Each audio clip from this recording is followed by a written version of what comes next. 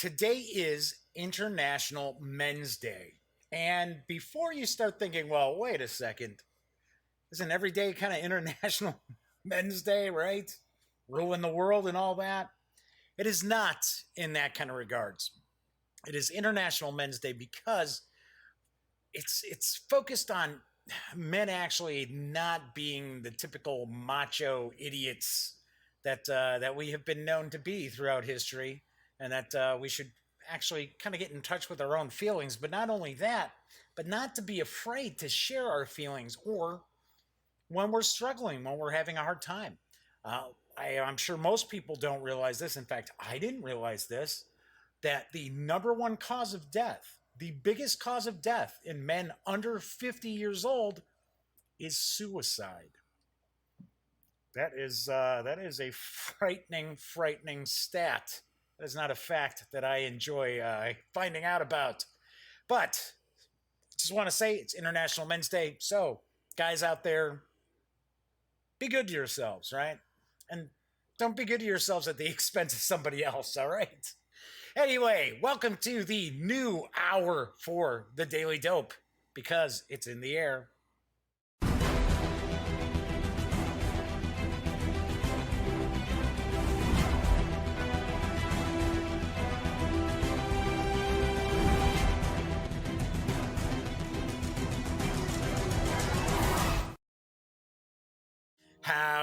Howdy, gang. Yes, I'm Jeff McAleer, back once again as your host here at The Daily Dope, presented by thegaminggang.com. Today is episode 200. Pretty wild. Episode 200 of The Daily Dope. I think I'm at about 480 some videos on YouTube. I think that's what I'm sitting at right now. You know, the funny thing is, I was like, oh yeah, one of these days I'm going to hit my 500th review. Because if you followed the Gaming Gang for quite some time, you know, most of our reviews were always written reviews. And when we were doing the podcast, Elliot Miller, my best friend over at voiceofe.com now, he and I would do the podcast. And of course, then we'd, have written reviews. So it was funny. I had sat there going, oh, I got to keep my eyes peeled for when I do my 500th review. Maybe make a big deal about it. Totally zoned on it. I think I'm at like 523 reviews now. Yeah, okay. Well, what can I tell you? Anyway, if this is your first time tuning in, this is a very, very casual show. It's a live stream. I know a vast majority of people check the show out long after it's streamed, but if you are watching live, there is chat available. It is through YouTube. And if you have a question or a comment, you want to say hello, I am going to be reviewing Betrayal Legacy tonight. It's going to be kind of an oddball review, I'll tell you that right up front. But anyway, I'm going to be reviewing Betrayal Legacy from Avalon Hill tonight. And if you have a question or comment, want to see something closer up, chime in by all means. The chat is not on screen. It's one of the ways that I kind of keep some of the stranger commenters at bay, but I do keep an eye on the chat, so if you do chime in, I will respond. So, gonna jump into the news. I got some news for just about every sort of gamer today, except for role-playing games, which is very surprising. Usually I have some pretty cool role-playing game news. But, as I always point out, if you don't want to catch the tabletop gaming news of the day, take a look at the show notes. There is time codes right in the show notes. You can jump right ahead and skip on through. But let's start off with today's news. Grey Fox Games and German publisher King Raccoon Games had recently announced a new partnership, and their first collaboration is going to bring the strategy game Sukuyumi. Taking a guess on that pronunciation, I think it's called Sukuyumi, Full Moon Down, and it's coming to a larger audience, and I've got the dope. The future. Slowly but steadily, the moon has been approaching the Earth, touched the surface, and ripped a deep rift across continents, mountain ranges, and oceans, until it came to a halt in the now dried out Pacific Ocean. Chaos and devastation wrecked the Earth and its inhabitants, and grew even more in dimension when the moon revealed itself to be, alright, get ready for this, a kami, a Japanese god of old, the white dragon Tsukuyumi. Exiled into the night sky eons ago, Tsukuyomi has been roused by Japanese warriors who tried to rid themselves of their godly creators. Tsukuyomi's time for revenge has finally come. Now in the post-apocalyptic world, humankind is on the verge of extinction. Whereas animal species mutated under the influence of Tsukuyomi grew bigger and stronger than ever. All those different factions are now fighting fiercely for survival, as well as for world domination. You know, I should move the mic a little bit here. Yeah, forgot to move it over a little. So hopefully everything's picking it up. Anyway, Tsukuyomi is a no-luck board game. Interesting. That demands specific strategic skills of its 3 to 5, or possibly 6 players. There must be a 6-player expansion for it. Its particular appeal lies in the clash of multifarious asymmetrical factions. At the beginning, each player picks one of these 5 factions. The factions bring their own respective abilities, units, and strategies. Therefore, the game changes depending on what factions meet on the battlefield. Values and abilities of the factions still don't guarantee victory. Numerous test matches have shown it's the players who find new combinations and the right moments to use specific faction features who notice their fellow players' weaknesses and use them to their own advantages. For some reason, this seems like this press release has been translated from another language, possibly German. This way, they shape their faction and bring the creatures and their stories to life. Tsukuyomi, Full Moon Down, is for 3 to 5 players, ages 14 and up, plays in around 90 to 150 minutes, so an hour and a half to 2.5 hours. There's no word yet on when this Gray Fox edition is going to be released or an MSRP. But I do have to point out that the core game was available following a very successful Kickstarter that was 59 euros to get the core game. And there are some expansions as well that were add-ons in this Kickstarter. So this is going to be the first release from the new partnership with Gray Fox Games and, my gosh, what was the teleprompter flew past what I was at. Oh, King Raccoon Games. I knew it was something Raccoon Games. I couldn't remember what. I'm not familiar with that company. I'm familiar with Gray Fox. I'm just not familiar with King Raccoon. See, I forgot it again. Seems like a very interesting game, although I got to point out, if the moon hit the Earth, that'd be it. That's done. I kind of have to think that maybe the designer of this game had read the science fiction novel Seven Eves, which is actually really good. It's about the moon breaking apart, and it's going to destroy the Earth. So scientists have to create these almost like arcs in space. Really, really good. Really, really good book. Can't remember who wrote it. Can't remember the author. Anyway, but this seems like a pretty cool game. Now, I have heard through the grapevine that some reviewers have gotten copies of it. Obviously, I haven't. And I think there's some criticism of the component quality. But that is the King Raccoon Games edition. Gray Fox Games, I'm going to take a guess, is probably going to pump up the quality of the components. And I gotta say, it looks like there's tons and tons of standees in this game too, so that might be a little difficult on a board. I wish I could share more photos, but most of the photos that are floating around out there are people have taken photos of their own games as they're playing. They're not official images from King Raccoon Games. All right, so let's stick to kind of a science fiction motif here, because spring of next year will bring a new Z-Man Games release, and it is the Hans im Glück strategy title Liftoff. And I've got the dope. Humanity yearns for the stars, and the race to explore is in full swing, with everyone wanting to claim their spot in history and start the golden age of space exploration. You must make strategic choices to outwit your opponents.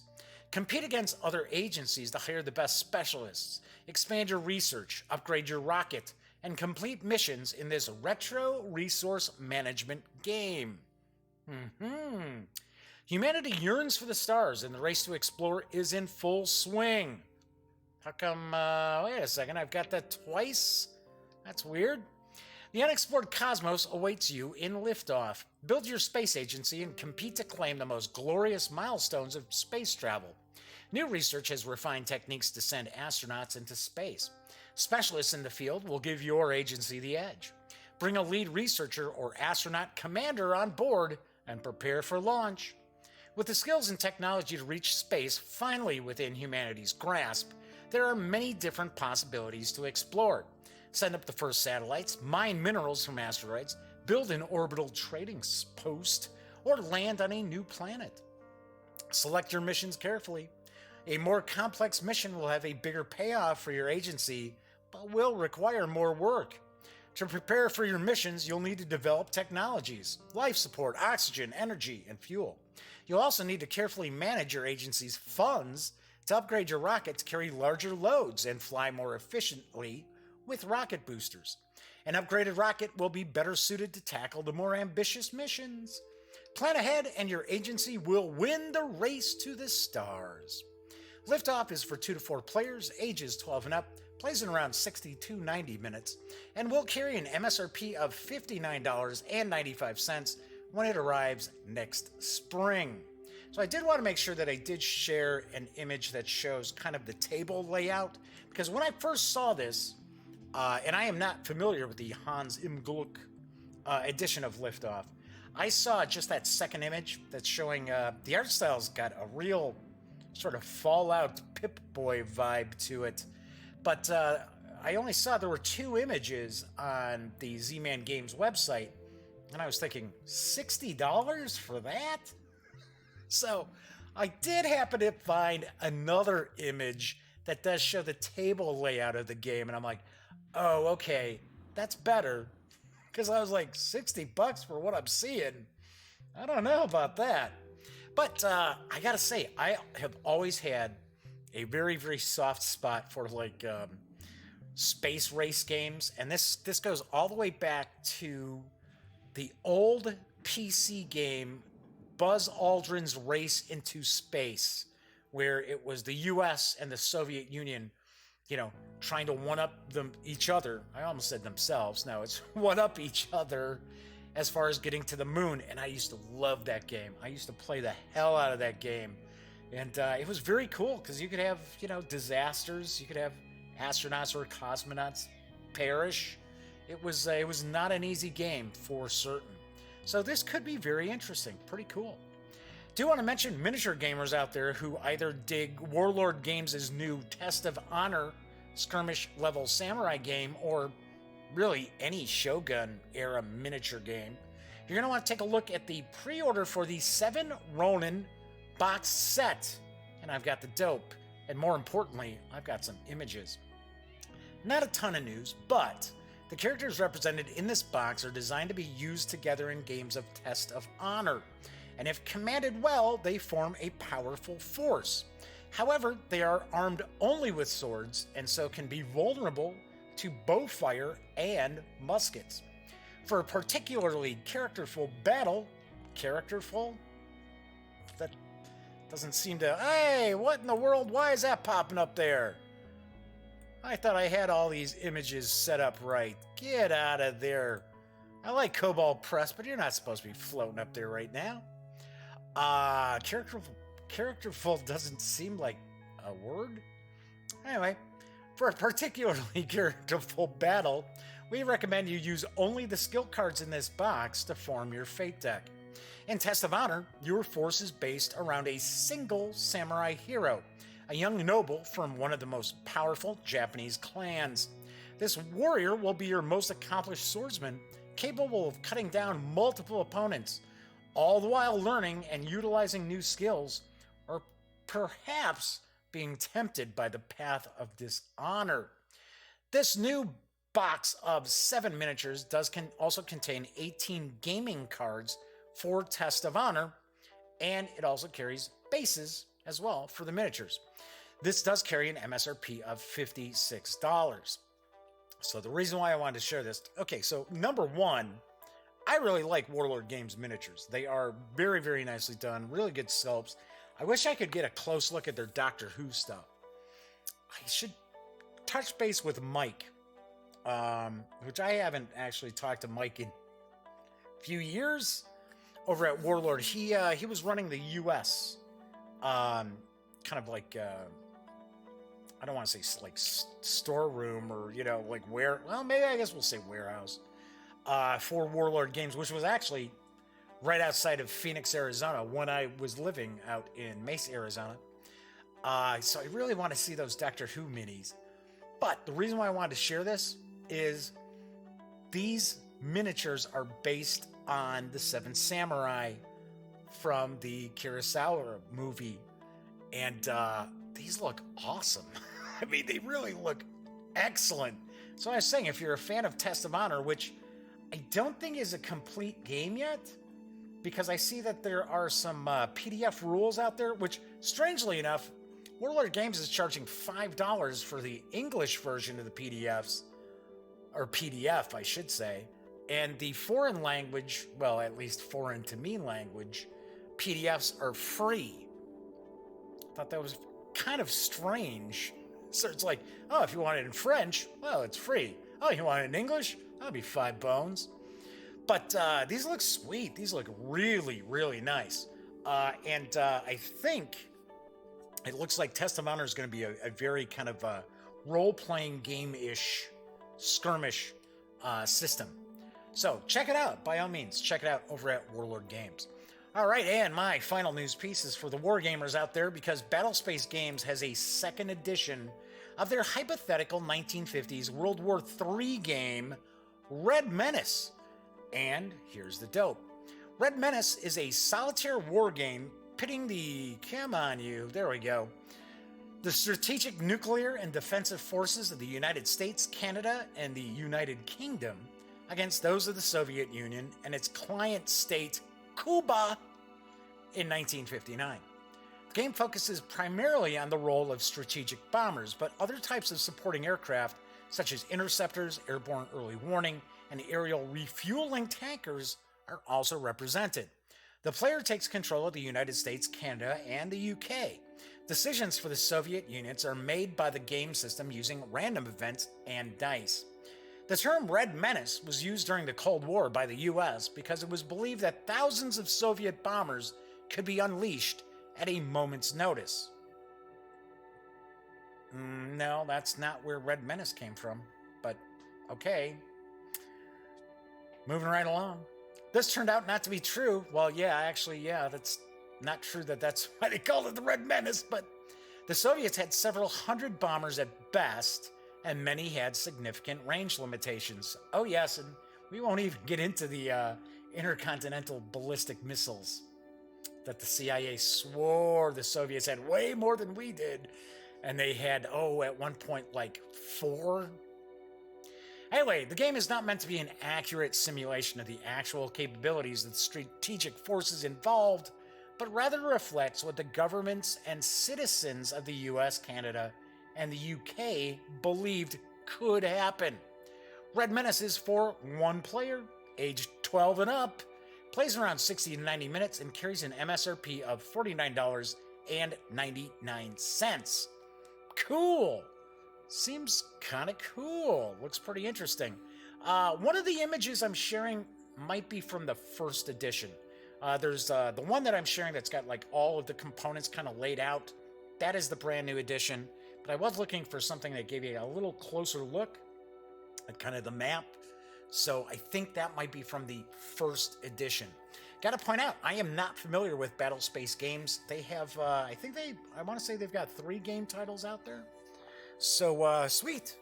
Looks interesting. Looks pretty interesting. That's right.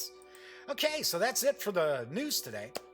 So before I jump into my review of Betrayal Legacy, did want to mention, if you didn't know, the reason why the Daily Dope has moved to 7 p.m. Central Time, which makes it 8 p.m. Eastern Time and 6 o'clock Pacific Time. Or no, it's 5 o'clock Pacific Time. Duh, yeah, it's 2 hours behind us.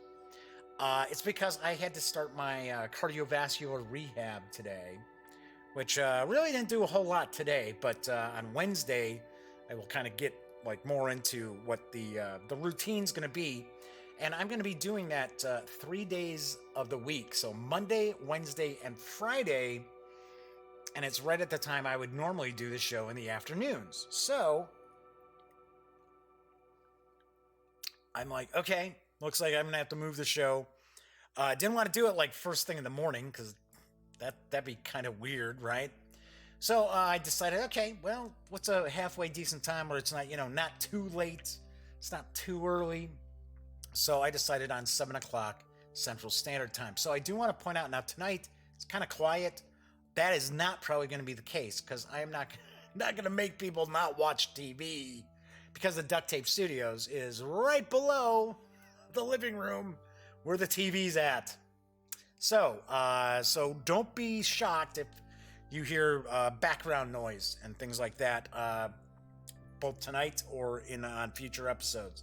So that's just how it's going to be. I do have a sound gate for my audio, so that kind of keeps some of the background noise out.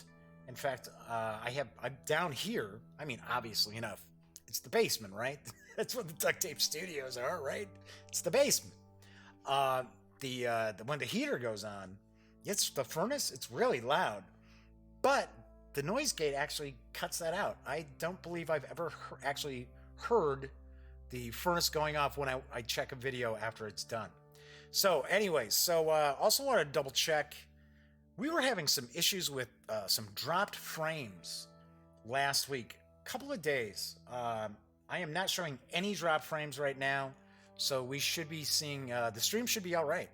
Should be okay. Because what was it? Was it I think it was my first look at Waterdeep Dungeon of the Mad Mage.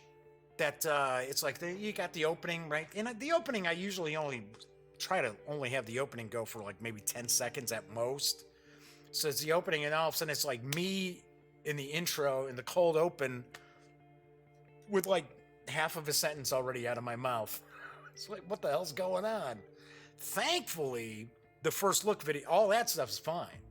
It was just dropping some frames early on and then a little later in the show towards the end. So anyway, so just wanted to point out why there's a change in the time on the show. So what is going on this week on the Daily Dope? So first of all, hey everybody, happy Thanksgiving week. If you're in the US or anywhere else that you want to, give thanks at some point this week. So that's going to be fun. Looking forward to that. Having dinner over at my brother's, as well as my sister-in-law. That's where Cameron's at, who's a member. My nephew Cameron is a member of the gang, member of the gaming gang. So I'm looking forward to that. So, of course, obviously, there will not be a show on Thursday. I'm up in the air about having a show on Friday or not. I don't know. Because I still have to do the cardiovascular rehab. I don't get the Black Friday off from that. In fact, funny enough, I asked one of the nurse practitioners today, because of course this is the Chicago area right now. It's getting cold, snow, crappy weather. So I said, well, what about if the weather's bad? They said, well, we'll be here because we're always here. We're always open, or during the day, not at night. So I was like, oh, okay, good to know. But anyway, on tomorrow's show, I am going to take a first look at Marvel Codenames. I gotta be honest, I've never played any of the Codenames games. I know this was pretty hot at Origins this year. This is one of the hot titles, and I got this from my best friend Elliot Miller. So that was for my birthday not too long ago. So that was very cool. And then on Wednesday's show, I will be reviewing Cryptid from Osprey Games. Very interesting game. Very, very interesting. Then on Friday, I don't know. I'll decide what's going on as far as the show on Friday. I will make sure to share that on Wednesday's show. All right, so I'm sure people are tuning in to check out Betrayal Legacy from Avalon Hill. It's designed by Rob Davio. I think that's how it's pronounced. I'm always, you know me. I don't get anybody's name right. Game is for 3 to 5 players, ages 12 and up. Plays in around 60 to 90 minutes, depending on the tale that you are involved in. And I will talk about that in just a bit. And it's available right now. It does carry an MSRP of $75. So let's pop on over to the other camera here. I've got some of the stuff laid out. And we're going to talk a bit about the game itself. We're going to talk a little bit about how to play. Some of my thoughts on the components and stuff. The first thing I do want, and I'm going to pop on the old reading specs. First thing I want to point out is this is a legacy game. This is a story game. So there's a prologue, and then there are 13 adventures or tales, I guess I would say. I don't want to ruin any of that for anybody. I do not want to ruin the story. This is spoiler free. So the way I'm going to kind of approach this, even more so than when I approach, say, a role-playing game adventure review, is I'm going to kind of just give an overview of the game, kind of talk a little bit about the gameplay itself, and kind of leave it at that. Because this is a game where, if you're not familiar with a legacy title, which, why would you be watching this if you don't know what a legacy title is, right? No, I'm kidding. I'm sure plenty of people don't know what legacy titles are. Games like Pandemic Legacy, Risk Legacy, Charterstone from Stone Mayer Games. All those games are basically one of your games actually will carry over into your next game, and a lot of times there's a bit of almost like a campaign going on while you're playing. Very I don't want to say necessarily role player-ish, but there are kind of elements which remind people of role-playing games and legacy games, because your decisions and what happens in one story or game, for an example like Risk Legacy, will carry over to your next game, and so on and so forth. So I don't want to share stuff that it's going to ruin the surprises for anybody picking up this game, because it's not like this is a $20 game. It's a $75 MSRP. That's a decent chunk of change to be paying for a game, and have some jamoke like me ruin some of the adventures to it, some of the stories. So I did do an unboxing video. Let me grab a quick sip here. It's a little dry down here again.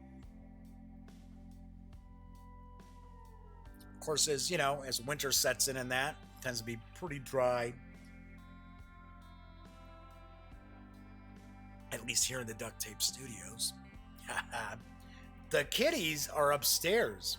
That's a big difference tonight, because Smokey and Pinky are usually downstairs here with me during the afternoons, but now they're both, I guarantee they're sleeping. I guarantee they're sleeping on their respective couches right now. All right, so anyway, so I did an unboxing video. I showed off some of the various different components in that. So what I'm going to do is kind of give you an idea. The premise of the game, if you have played Betrayal at House on the Hill, it's a variety of different stories, and I don't know. I had never played it. I know Elliot, my best friend, had played it, and he enjoys it, but of course there's issues with the game, in his opinion. But basically, the premise is that you have different players, and you're kind of exploring the house, and something happens and triggers one of the other players to become a monster or go insane and try to murder everybody, or they're actually secretly a serial killer in the first place, and so on and so forth. So that game is basically just a one and done, right? For some reason, I thought there's like 50 different stories in it, because they're not really, really detailed. And some of them make absolutely no sense as far as I know. But once again, it's a one and done. You play it, you play for your hour or whatever, and then you're finished. Nothing continues on. Whereas with Betrayal Legacy, the premise is the house is really the star.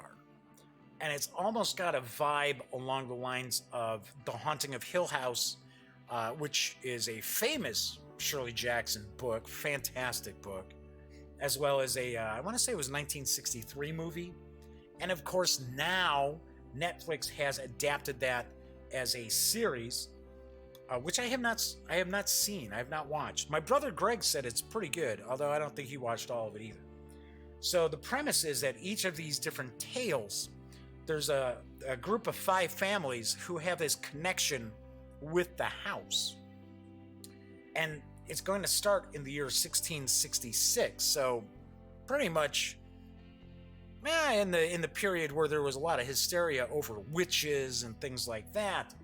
And then it's going to continue onwards across the decades and, centuries afterwards. So you're going to start off, and first thing I want to point out, I'm sure folks are wondering, okay, so it's for 3 to 5 players. Can I play this with fewer players and have, like, let's say, if I play two characters with 2 players, can we pull that off, right? Because, I mean, there are a lot of games you can do that, If it's a game that's for, like, three or 4 players, and you can just, you have teams, basically, you can say, yeah, hey, no problem. I take 2, you take 2. I've done that umpteen times. Darkest Night from Victory Point Games is a prime example of a game that I've done that with. Where it's like, oh yeah, we've got so many characters. Folklore, The Affliction, another prime example. Unfortunately, I have to point out, in Betrayal Legacy, you cannot have multiple characters for each player. The reason being that there is a traitor mechanic to the game. Thus, you see, boom, there's a traitor card right there. This is from the starting deck. Got a traitor card and we got a monster card. And I don't know, for some strange reason, I don't know why. Let's see. See if I can kind of get a little bit of the glare to catch this. Some of the cards had like scratches, almost like somebody had taken a pen to the outside of the deck, which is shrink wrapped in plastic. But the thing is, for some reason I've got that like this, but this was not like the first card. So I don't know. I thought that was kind of weird. I will talk about the components in a few minutes. So anyways, you cannot play it by like doubling up characters per player. Each player has to have a character. You cannot have 1 player with 2 characters. It's just not going to work, because when that traitor mechanic, that kind of like monster mechanic triggers, how are you going to play, okay, well, this character's now an insane lunatic who's trying to murder everybody else, but my other character isn't. Can't do it. Can't pull it off. So I'm sure that's probably a question on people's minds. Something else that I do want to point out, I have not played this with 5 players yet. I have played it with 4 players. So I am going to tell you, in my opinion, the game is going to play best, even though I have not played with 5 players. It is going to play best with 5 players. You're going to want to try it as best you can to have the maximum number of players every time you play Betrayal Legacy. Simply because the way that, fewer players are taken into account as far as the mechanics of the game, the mechanics of each of the adventures, but still, for the non-trader or non-monster players, it's best if you've got like four players trying to survive. Another thing I should point out is I have not played every one of the 14 tales. Got to be super, super honest. I have not gotten to that point yet. I have played the first 4. So I played the prologue and the first 3 adventures, and we've been having a blast. We've been having a lot of fun with it. So anyway, and I have actually tried to shove in some of the components back into the correct order as well. So one of the first things I'm going to point out is you're going to have the house, and the house is going to change over the years. So early on, it's a very small house. So you're going to have this tile here, which is the kind of the main tile. This is your starting tile. And if you take a look on the back, it says starting. So all these tiles are going to have something on the back to help you out. So we're going to see that we've got an entrance hall, we've got a hallway, we've got a ground floor, staircase, I should say. Got doorways here, doorway outside. So you're going to have that. Cheryl's going to start with front steps. So you got the front steps to the house. Got upper landing, basement landing. And you're going to see that we'll have like, there's little sticker areas here. And that is, depending on what's going on, sometimes like if a character gets killed in one of these locations, you're going to put a little sticker there. Because in future adventures, the spirits of those characters could still be there. So yeah, pretty sweet, pretty cool. Pretty funny how that works. So we've got that. Then you're also going to have kind of a stack of tiles for different rooms as well. So, whoops. Yeah, these are all right. So you'll see we've got outside. We've got upper floor or ground floor, outside, upper floor, ground floor. So what you do is you're not going to actually take these and sort them out in like say for an example, we take the upper floor, ground floor.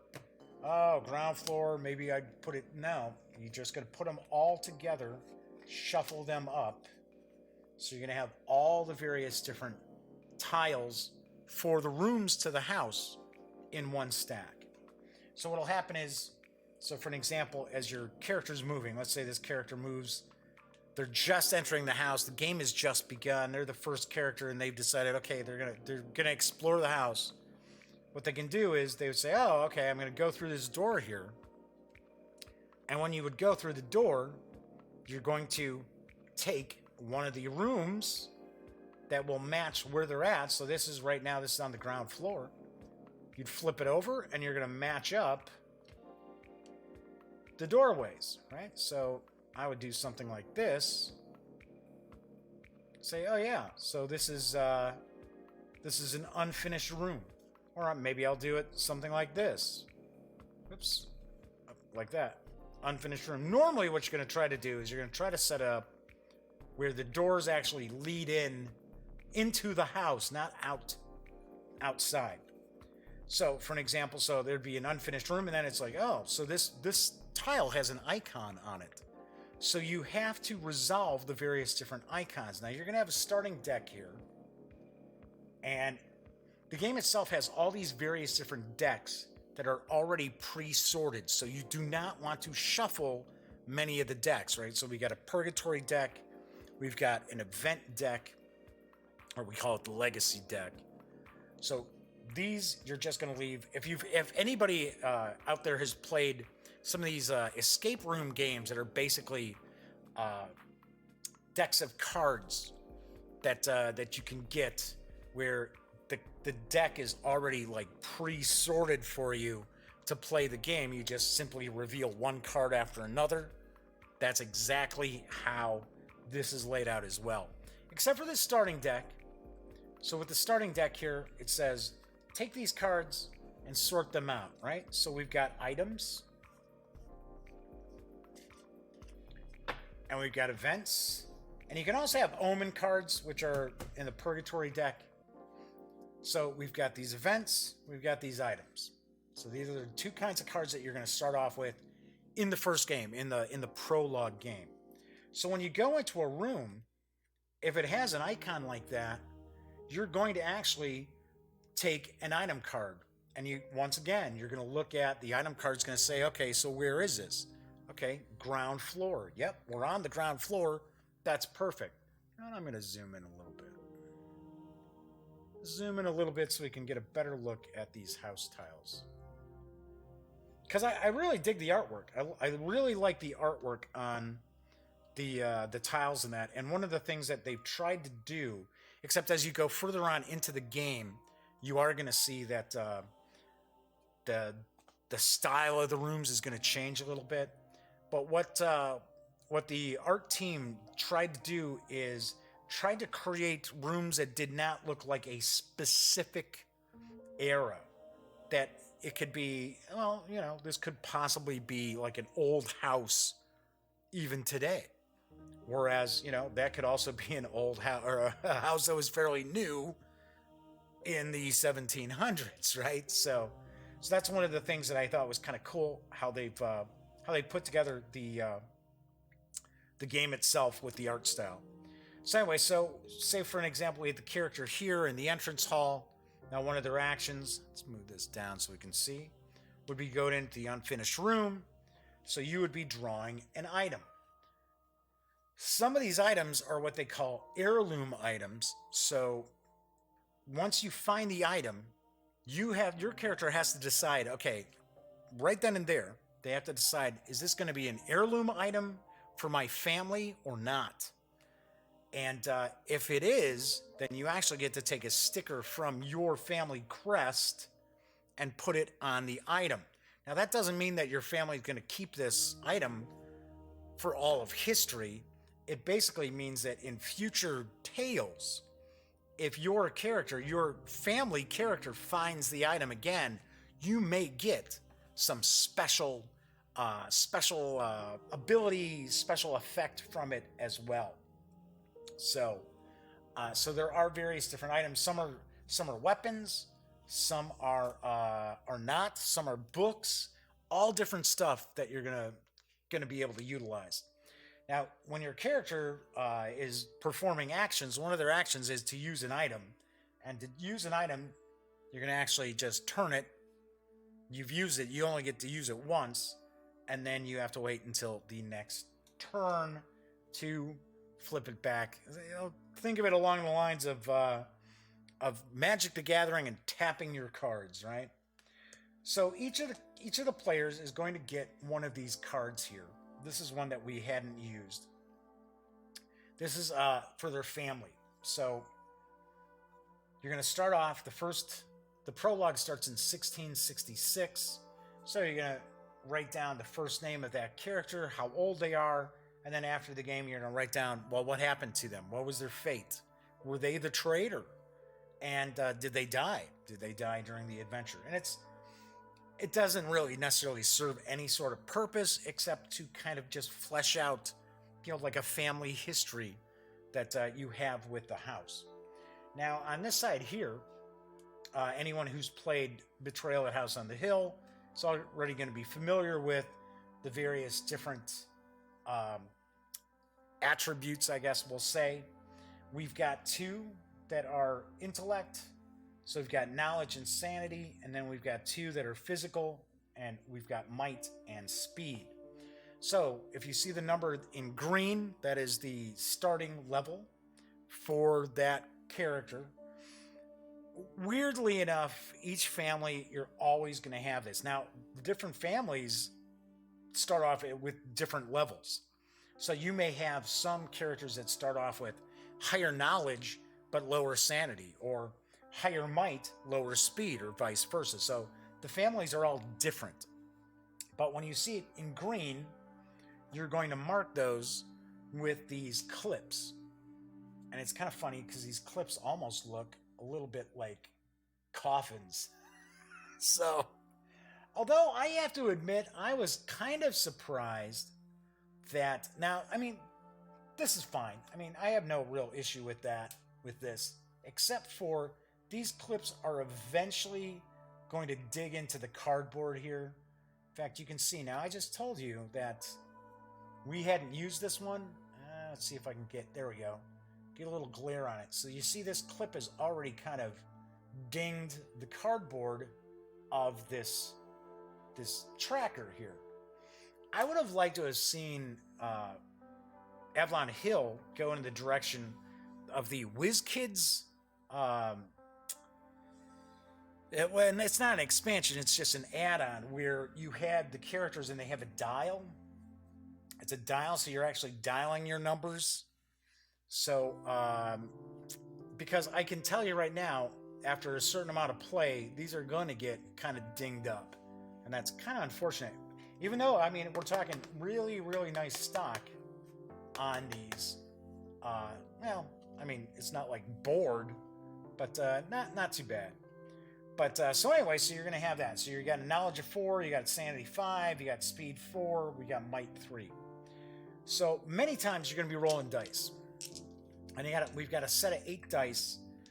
Usually, I've heard these dice kind of called averaging dice for the most part, because they're not usually, they're 6-sided dice, but they do not have 6 sides with pips.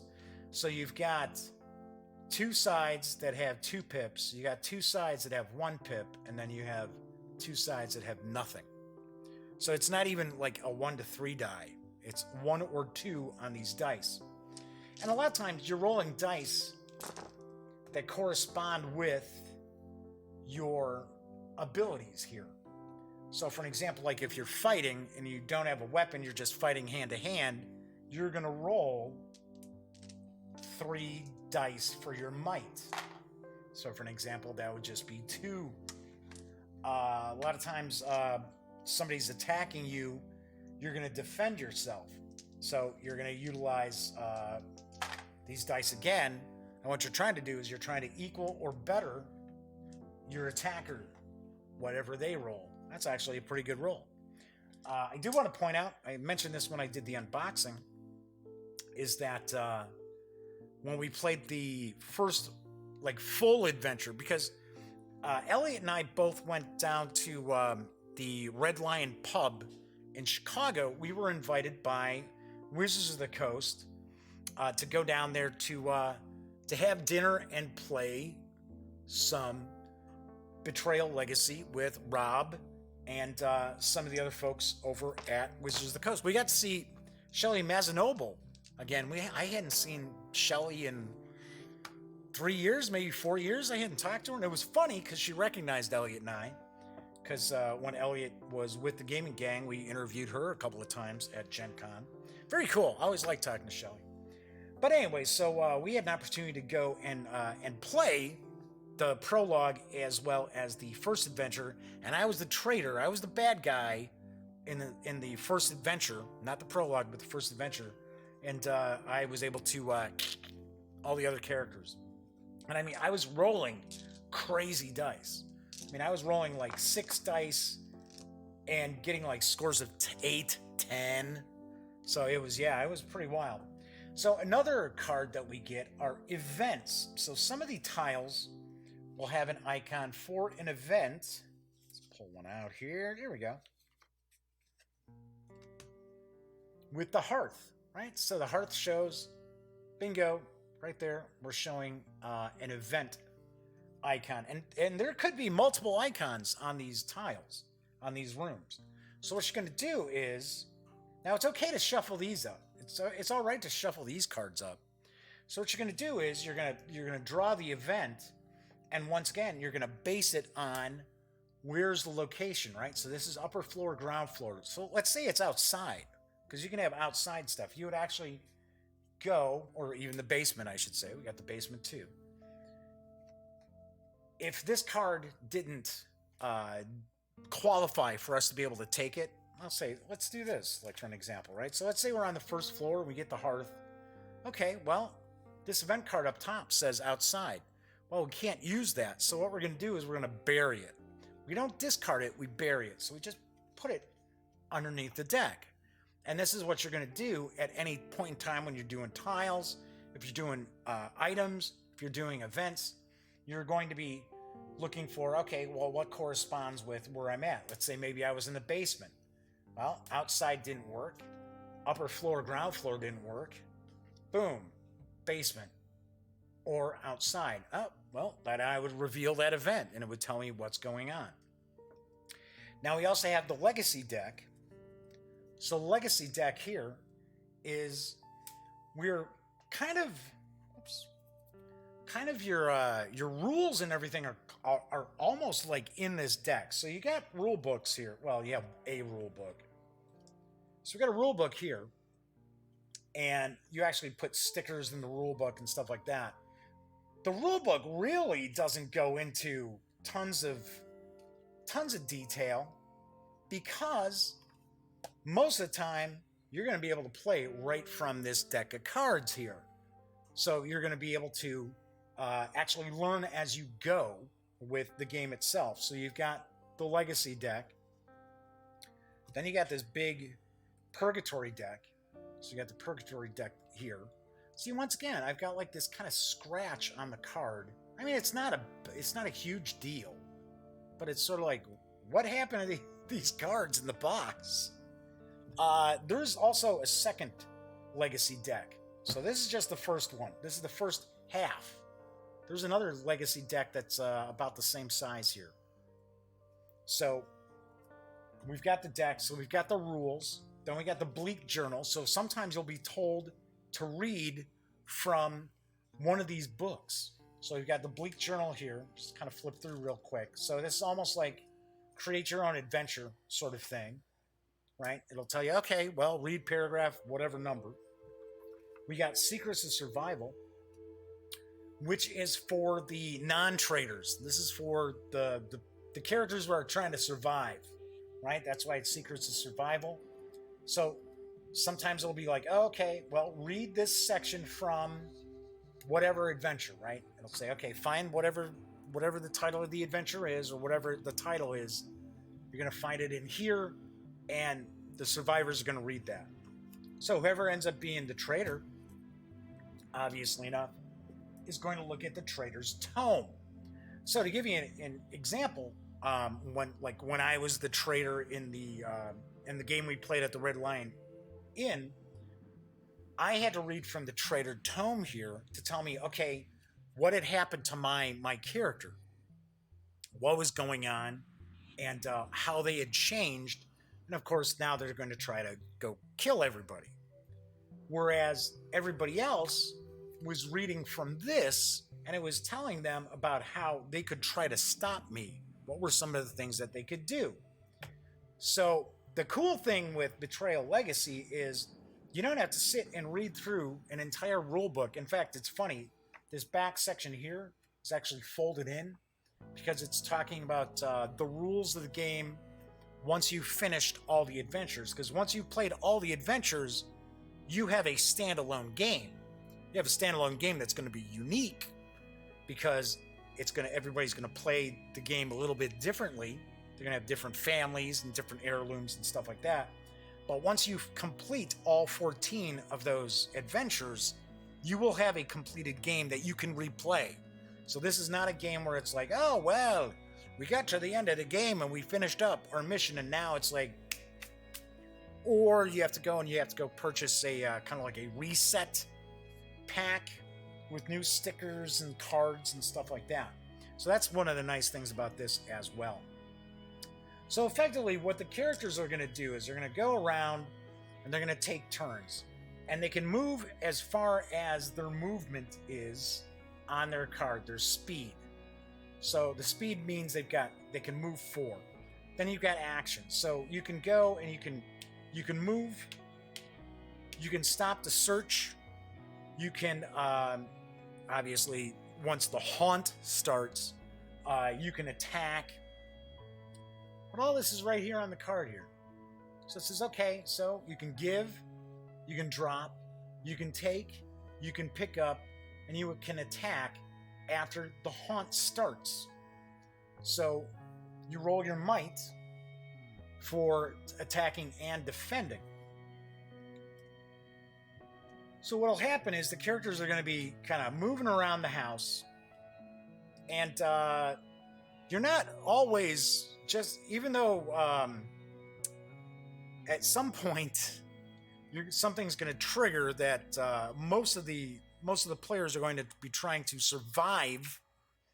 That does not necessarily mean that they're working together throughout the entire game. I mean, for an example, there's one of the early adventures. One of the players owns the house. One of the families, I should say, owns the house, and then the other players, their families, all have some bizarre attraction to this house, and they're all like hanging around outside, like, you know, what the hell's going on? But they're not working together. Now, once the haunt starts, once the haunt has been triggered, and now one of the characters is trying to chase down and murder everybody else, then you tend to work together.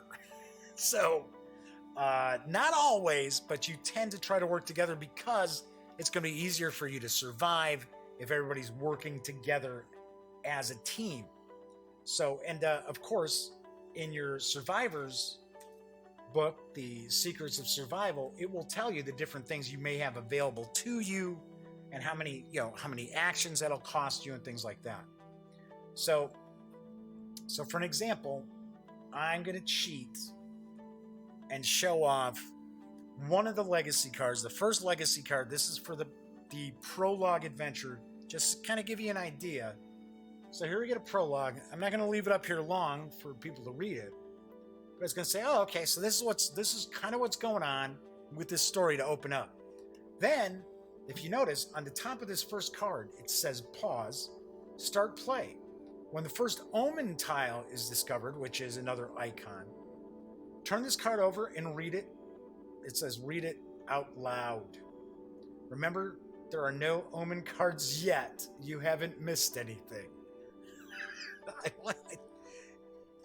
And what do we got sitting there, right? There's our omen card. That's our first omen card. Now, a lot of times, once you've gotten through an adventure, the cards that you have uncovered in the legacy deck, some of them will actually begin new decks. So you'll have new cards that are added into the mix. That's very, very cool. So basically what's going to happen is you're going to continue moving around. So this is the prologue, right? So you're moving around. So when you first unveil the omen, if memory serves me correctly, that triggers the haunt. And the character, usually what happens is the character who has revealed a specific tile or card ends up, and it'll tell them, hey, you know what? Boom, guess what? Now you're the traitor. Go read this section in your traitor book. Have the other players read from the survival book. But that activates the haunt. And now when the haunt begins, that's basically you're trying to survive. You're trying to defeat the traitor or monster or what have you. Now there's all different tokens to represent different things, because as each time you're playing, now as I pointed out, I have not played every one of these adventures, but as you're playing and unlock new stuff in each of the new adventures, there's a lot more going on with the tale. And that's why I had mentioned when I was talking about playing time that I say it takes about 60 to 90 minutes depending on the story. Early on, you can bang these out pretty quick. The prologue, honestly, probably takes about a half hour, maybe 45 minutes to play it. And that's even kind of taking a peek at the rules and stuff.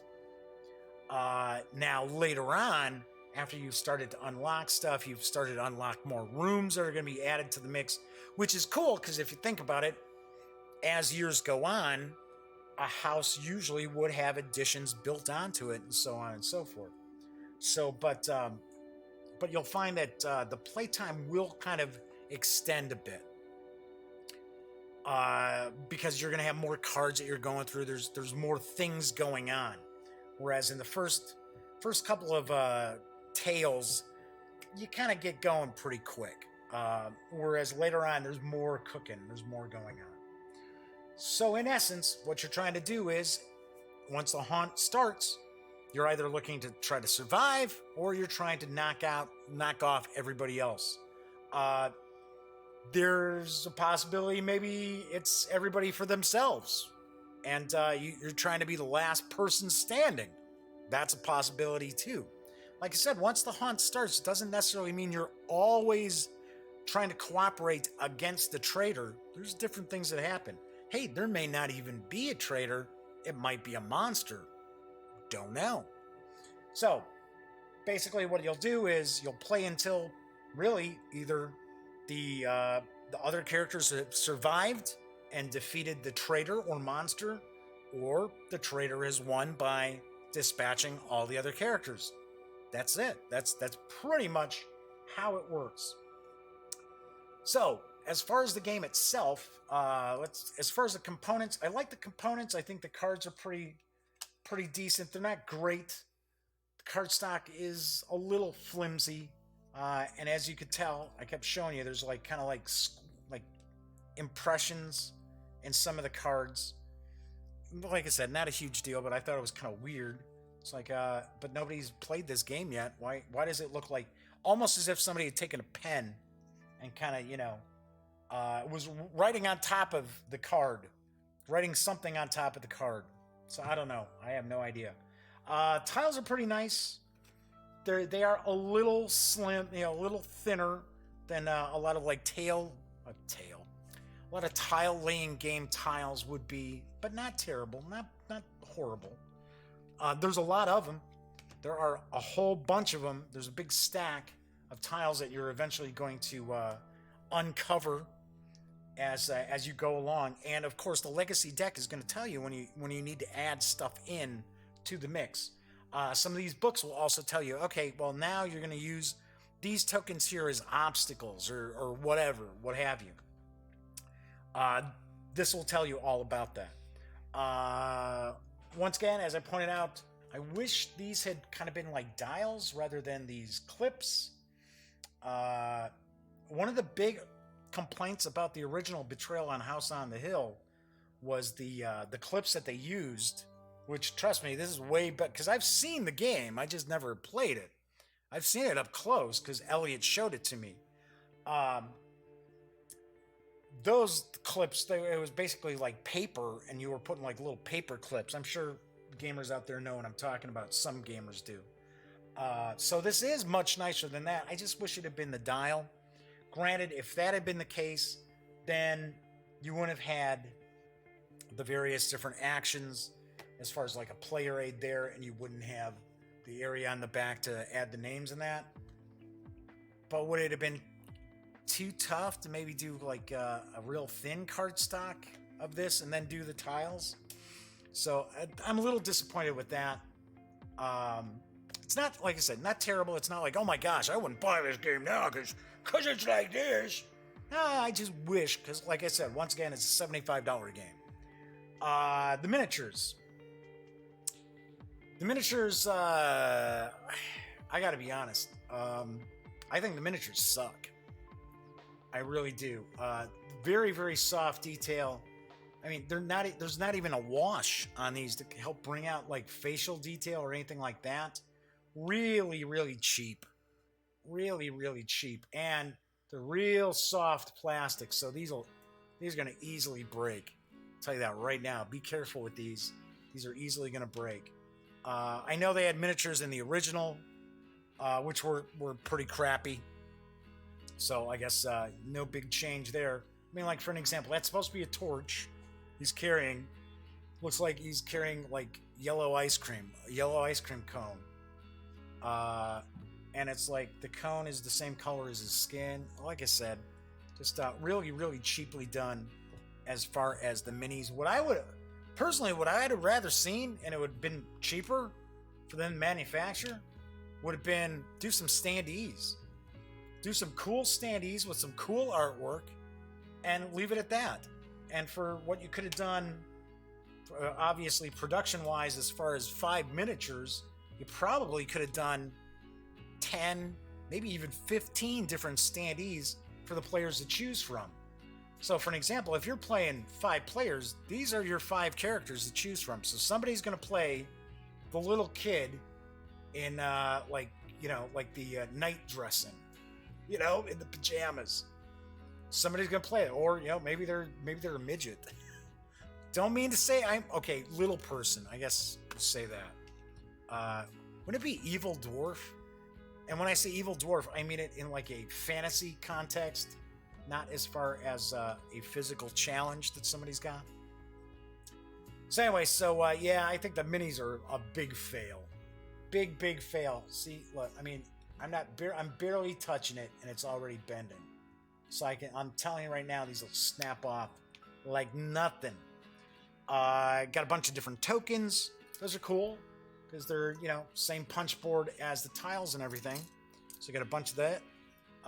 So really, my only disappointment component-wise is really this, which I wish they had done the dials like you could buy from WizKids for the original game, and these terrible miniatures.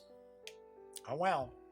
But as far as the game itself, what do I think? Well, outside of the, like I said, wishing they had like a wheel for the tracking the attributes, dials, I should say, and the really kind of crummy minis, I like the game. Now, I'm sure there's a lot of people out there who are probably going to be curious. So, are the rules kind of broken, like Betrayal at House on the Hill, or like some of the adventures are kind of broken mechanically in House on the Hill? No, no, everything works out pretty well. There's not a ton of stuff that you're going to be doing. I mean, it's not like you've got a bunch of different actions. It's not like there's like a real role-playing aspect to your characters from each of the families. There's only so much that you do. The thing that the real driving point are the various different stories and just the weird gonzo bizarre stuff that's going on in them. I like the fact that you really don't have to sit down and read through a big long rule book. The rule book itself is 20 pages, I think. If you want to sit there and read the rule book, that's fine. But you really don't. You can skim it real quick, see what all the components really are, and kind of jump in, because it's going to kind of walk you through the process of the game. I like some of the adventures. I think there's a good mix of spooky things. I'm of the firm belief board games and that cannot be scary. You cannot really be scared from a board game. Role-playing games are different.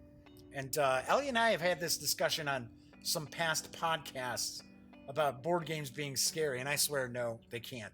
Now, can they give you some sort of an oddball, kind of bizarre, whoa, can't believe that game went there? Sure, of course it can.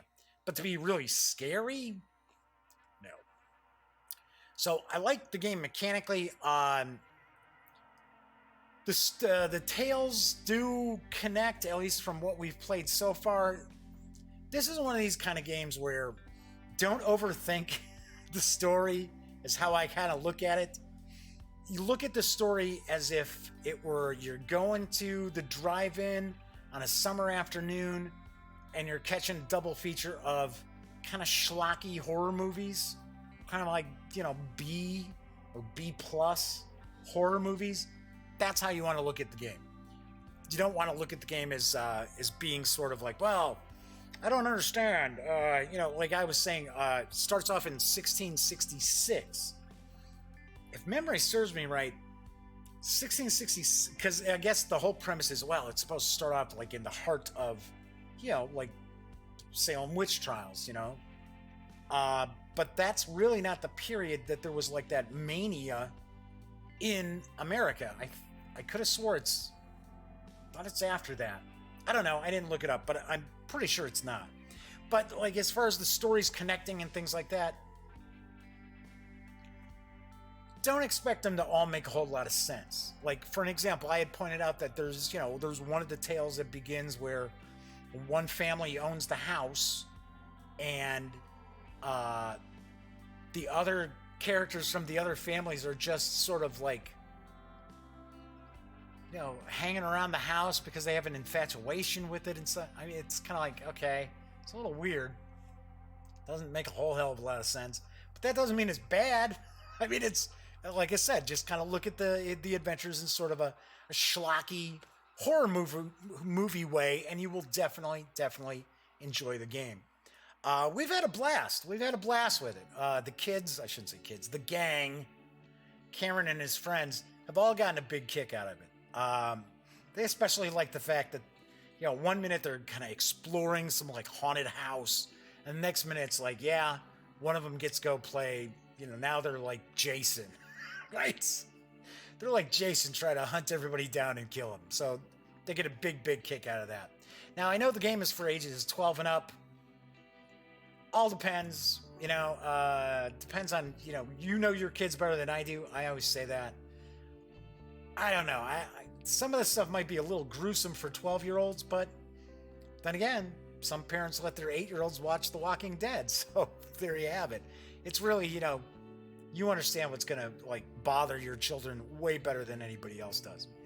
So I also do want to point out, I think the game is just, the MSRP is just a touch too high for what you get. I don't think it's a ripoff by any stretch, but I do think $75 as far as an MSRP is a little pricey. Now, having said that, obviously enough, you can find it plenty of places that it's not going to be $75. I would definitely recommend probably taking that route, because some people may spend $75, open up the game, start playing it, and be like, really? We paid $75 for this? So do want to point that out. I mean, to me personally, I think 60, 65 would have been a sweet spot as far as the MSRP on Betrayal Legacy. But I do like it. So on a scale of 1 to 10, I actually give Betrayal Legacy an 8.2 out of 10. It's not perfect, it's not revolutionary or anything like that, but it is a lot of fun. It's very easy for the players to jump right on into. And like I said, if you like, kind of off the wall horror movies, then you are definitely going to dig Betrayal Legacy. And I am looking forward to playing more of the adventures and seeing what happens to the house on the hill. All right, so that is it for tonight's show. Thanks for joining me at the new time for the Daily Dope. Tomorrow's show, as I mentioned, I am going to unbox and take a first look at Marvel Codenames. Or am I supposed to say Codenames Marvel? Because I think it's Marvel Codenames. So I will be taking a look and unboxing this. And as I always like to say, when you're not watching videos on the Gaming Gang channel, be sure to visit thegaminggang.com for all the latest in gaming news, reviews, comics, movies, TV. By now you know the drill. Get your geek on at thegaminggang.com.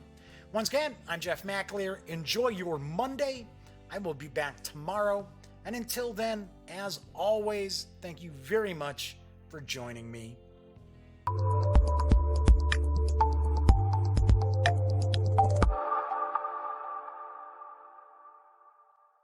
Thanks again for watching The Daily Dope, presented by The Gaming Gang.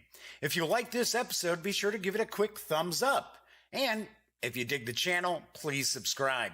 If you'd like to check out our previous episode, click right here. And if you want to check out a somewhat randomly selected episode, give a click right down here. It'll be like opening a box of Cracker Jacks. You just don't know what you'll get. Once again, thanks for watching, and I'm Jeff McAleer.